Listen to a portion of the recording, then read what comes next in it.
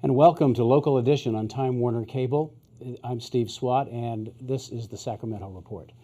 My guest this segment is Treasurer Bill Lockyer. Thanks very much for being with us. Thanks, Steve.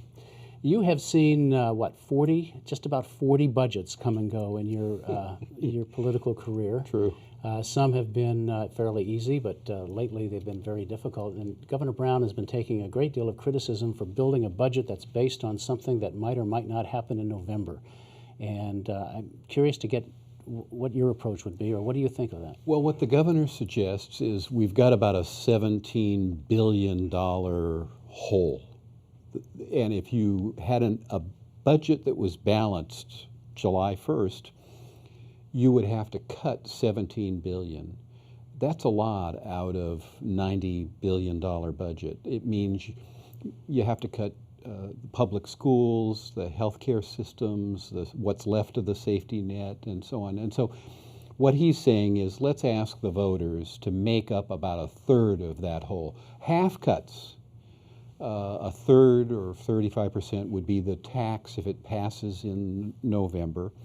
And then the remaining piece, about 15%, would be some borrowing internally and things to just get by this recession time without further cutting into school support. So I think that makes sense. It's a combination of cuts and taxes, and it avoids making all the cuts. Now, if it doesn't pass in November, then the cuts come in January. So they're there eventually if the voters make that decision. And 7 out of the last 8 tax increases or tax and fee increases have failed? I think the last one was 2004, was the tax for mental health program? Right. That was a personal income tax. What Right. we basically have seen is voters want more services, but not really to pay for them as much as they cost. And there's sort of wishful thinking, I think, that hopefully won't infect the decision in November. Mostly this is a tax on the very wealthy. So it's people that earn more than $250,000 a year would pay a surcharge. What we see from polls is, so long as you're not taxing me, people think it's okay policy. If it's somebody else. Now, the only thing you can say about that group of people is they're the ones that have really done well in the last 15 years.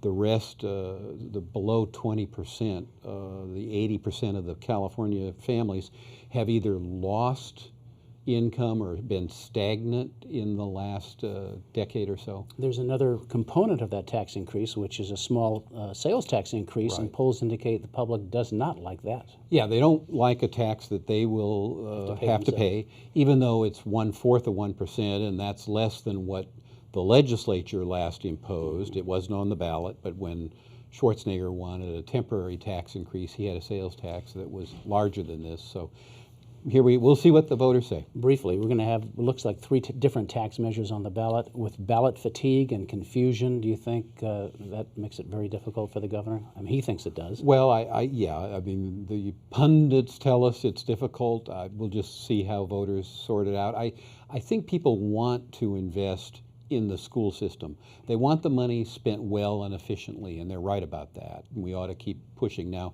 some of the numbers I like to mention, because sometimes we're told, well, there's a big spending problem. Mm-hmm. Ronald Reagan, when he was governor, was spending $6.02 of every 100. Jerry Brown is spending $5.14. It's a lot less. All right. Well, we're out of time.